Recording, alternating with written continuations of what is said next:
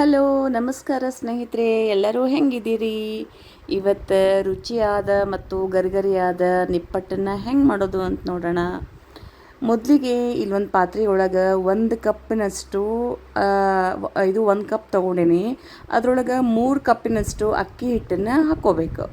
ಅಕ್ಕಿ ಹಿಟ್ಟು ಚೊತ್ನ ಜರಡಿ ಹಿಡಿದಿತ್ತಂದ್ರೆ ಭಾಳ ಚಲೋ ಬರ್ತದೆ.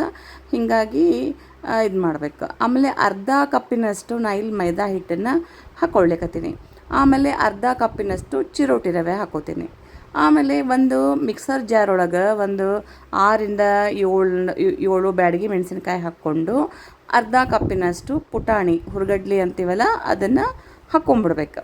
ಹಾಕ್ಕೊಂಡು ಏನು ಮಾಡಬೇಕು, ಸಣ್ಣಾಗಿ ಪುಡಿ ಮಾಡ್ಕೊಂಡು ಬರಬೇಕು. ನೋಡಿರಿ, ಈ ಥರ ಪುಡಿ ಆಗಬೇಕದು. ಆದಮೇಲೆ ಅದನ್ನು ಇದ್ರೊಳಗೆ ಹಾಕ್ಕೊಂಬಿಡ್ತೀನಿ. ಈಗ ಇದನ್ನು ಇದಾದಮೇಲೆ ನಾ ಇಲ್ಲೇನು ಮಾಡ್ತೀನಿ, ಒಂದು 3/4 ಕಪ್ಪಿನಷ್ಟು ಶೇಂಗಾ ಹಾಕ್ಕೋತೀನಿ. ಈ ಶೇಂಗಾ ಏನದಲ್ಲ ಹುರಿಬೇಕಾಗಿಲ್ಲ, ಹಂಗೆ ಹಸಿ ಶೇಂಗಾ ಇದ್ರೂ ನಡೀತದೆ. ಇದನ್ನು ಸ್ವಲ್ಪ ತರಿಯಾಗಿ ಸ್ವಲ್ಪ ರುಬ್ಕೊಂಡು ಬಂದುಬಿಡೋಣ. ಪೂರ್ಣ ಸಣ್ಣ ಆದ್ರೆ ಚಲೋ ಆಗಂಗಿಲ್ಲ, ಸ್ವಲ್ಪ ಅದು ಬಾಯಿಗೆ ಸಿಕ್ತಿರಬೇಕು ಶೇಂಗಾ, ಹೀಗಾಗಿ ಅದು ಹಾಕೋತೀನಿ. ಆಮೇಲೆ ಒಂದು ಅರ್ಧ ಕಪ್ಪಿನಷ್ಟು ಒಂದು ಅರ್ಧ ಹೋಳು ಇರ್ತದಲ್ಲ ಅದನ್ನು ಒಂದು ಒಣಕೊಬ್ಬರಿ ತುರಿನ ಹಾಕೋತೀನಿ.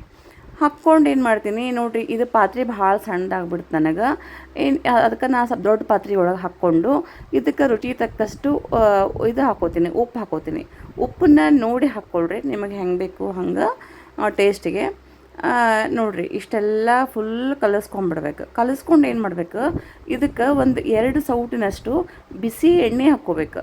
ಬಿಸಿ ಎಣ್ಣೆ ಹಾಕ್ಕೊಂಡ್ರೆ ಮಸ್ತ್ ಕುರುಕುರು ಆಗಿ ಏನೂ ಡೌಟ್ ಇಲ್ಲ, ಅಷ್ಟು ಚಲೋ ಬರ್ತಾವೆ. ಇದನ್ನು ಚೆಂದಾಗಿ ಒಂದು ಚಮಚ ತೊಗೊಂಡು ಕಲಿಸ್ಕೊಂಡ್ಬಿಡ್ತೀನಿ, ಯಾಕಂದ್ರೆ ಭಾಳ ಸುಡ್ಲಿಕ್ಕತ್ತಿತ್ತಿದ್ದು.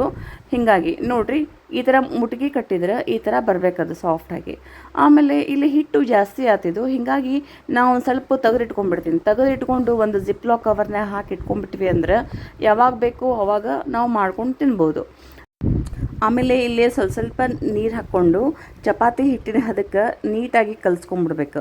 ಯಾಕಂದ್ರೆ ಹಿಟ್ಟು ಗಟ್ಟಿಯಾಗಿಬಿಡ್ತು ಅಂತಂದ್ರೆ ಶೇಂಗಾ ಎಲ್ಲ ಹೊರಗೆ ಉದುರಿ ಬೀಳೋ ಸಾಧ್ಯತೆ ಇರ್ತದೆ. ಹೀಗಾಗಿ ಸಾಫ್ಟಾಗೇ ಇರಲಿ, ಈ ಥರ ಉಂಡೆಗಳನ್ನಾಗಿ ಮಾಡ್ಕೊಂಬಿಡ್ಬೇಕು. ಸೈಜು ನಿಮಗೆ ಹೆಂಗೆ ಬೇಕು ಹಂಗೆ ಮಾಡ್ಕೋಬೋದು. ಆಮೇಲೆ ಒಂದು ಪ್ಲಾಸ್ಟಿಕ್ಕಿನ ಕವರ್ ಮೇಲೆ ಎಣ್ಣೆ ಹಚ್ಚಿ ಇದನ್ನು ಫುಲ್ ರೌಂಡಾಗಿ ತಟ್ಕೊಂಬಿಡ್ಬೇಕು. ನೋಡಿರಿ, ಈ ಥರ ತೆಳ್ಳಗೆ ತಟ್ಕೊಂಬಿಡ್ಬೇಕು. ಚಲೋ ಆಗ್ತಾವೆ ಇವು. ಬ್ಯಾಸ್ಗೆ ಒಳಗೆ ಭಾಳ ಚಲೋ ಇರ್ತದೆ. ಮಾಡಿ ಇಟ್ಕೊಂಡ್ಬಿಟ್ವಿ ಅಂತಂದ್ರೆ ಯಾರು ಬಂದ್ರೆ ಕೊಡಲಿಕ್ಕೆ ಮಾಡಲಿಕ್ಕೆ ಈಸಿ ಆಗ್ತದೆ, ನಮಗೂ ತಿನ್ಲಿಕ್ಕೆ ಬರ್ತದೆ. ನೋಡಿರಿ, ಈ ಥರ ಆಗ್ಬೇಕು. ಆಮೇಲೆ ಕಾದ ಎಣ್ಣೆ ಒಳಗೆ ಈ ಥರ ಸಾವಕಾಶ ಬಿಡ್ಬೇಕು. ನೋಡಿರಿ, ಈಗ ಇದ್ರೊಳಗೆ 1ರಿಂದ 2, 3 ನಿಮಗೆ ಪಾತ್ರೆ ಹೆಂಗೆ ಹಿಡಿತದಲ್ಲ, ಎಣ್ಣೆ ಎಷ್ಟು ಹಾಕ್ಕೊಂಡಿರ್ತೀರಿ ಅದು ನೋಡಿಕೊಂಡು ಇದನ್ನು ನಾವು ಹಾಕ್ಕೋಬೋದು. ಹಾಕ್ಕೊಂಡು ಏನು ಮಾಡಬೇಕು, 2 ಕಡೆಯಿಂದ ಚಲೋತ್ನಾಗಿ ಹೊಳಿಸಿ ಫ್ರೈ ಮಾಡಬೇಕು ಇದನ್ನು. ನೋಡಿರಿ, ಈ ಥರ ಬರಬೇಕಿದ್ದು. ಇದು ಒಂಥರ ಹೊಂಬಣ್ಣ ಬರೋ ಥರ ಬಂತು ಅಂದ್ರೆ ಕ್ರಿಸ್ಪಿಯಾಗಿ ಭಾಳ ಚಲೋ ಆಗ್ತದೆ ಇದು. ಇದನ್ನು ಸ್ವಲ್ಪ ಬಿಸಿ ಇರುವಾಗಲೇ ತಿನ್ನೋದಕ್ಕಿಂತ ಫುಲ್ ತಣ್ಣಗಾದ್ಮೇಲೆ ತಿಂದರೆ ಭಾರಿ ಕ್ರಿಸ್ಪಿಯಾಗಿ ಹಗೂರಾಗಿ ಭಾಳ ಮಸ್ತ್ ಅಂದ್ರೆ ಭಾಳ ಮಸ್ತ್ ಆಗ್ತಾವೆ ಇವು. ನೋಡಿರಿ, ಈ ಥರ ಎಲ್ಲ ಫುಲ್ ಕರ್ದು ಇಟ್ಕೊಂಡ್ಬಿಟ್ಟಿದ್ದೆ. ನಾ ಇಲ್ಲೊಂದು 20-25 ಇದು ನಿಪ್ಪಟ್ಟು ಮಾಡಿದ್ದೆ. ಹೀಗಾಗಿ ಫುಲ್ ಎಲ್ಲ ಕರೆದು ತೊಗೊಂಡು ಇಟ್ಕೊಂಡ್ಬಿಟ್ಟೇನೆ.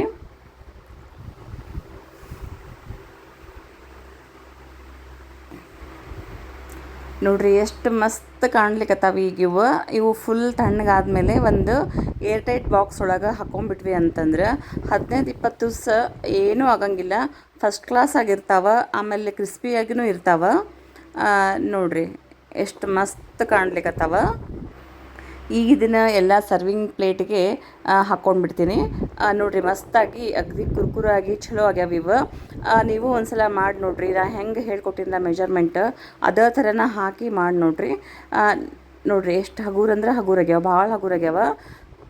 ನೋಡಿರಿ, ಈ ಥರ ಮುರಿದ್ರೆ ಈಸಿಯಾಗಿ ಬಂದುಬಿಡ್ಬೇಕದು, ಅಂದರೆ ನಮಗೆ ಪರ್ಫೆಕ್ಟ್ ಆಗ್ಯದ ಅಂತ ಅರ್ಥದ. ಆಮೇಲೆ ಈ ವಿಡಿಯೋ ನಿಮ್ಗೆ ಇಷ್ಟ ಆಗ್ಯದ ಅಂತ ಅನ್ಕೋತೀರಿ. ಇಷ್ಟ ಆಗಿತ್ತು ಅಂದ್ರೆ ಲೈಕ್ ಮಾಡಿರಿ, ಶೇರ್ ಮಾಡಿರಿ. ಮತ್ತು ನೀವಿನ್ನೂ ನನ್ನ ಚಾನಲ್ಗೆ ಸಬ್ಸ್ಕ್ರೈಬ್ ಆಗಿಲ್ಲ ಅಂತಂದ್ರೆ ಸಬ್ಸ್ಕ್ರೈಬ್ ಆಗೋದನ್ನು ಮರಿಬೇಡ್ರಿ. ಆಮೇಲೆ ಟೇಸ್ಟು ಯಾವ ಥರ ಆಗ್ಯದ ಅಂತಂದು ಕಮೆಂಟ್ಸ್ ಬಾಕ್ಸ್ ಒಳಗೆ ಹಾಕೋದನ್ನು ಮರಿಬೇಡ್ರಿ. Thank you.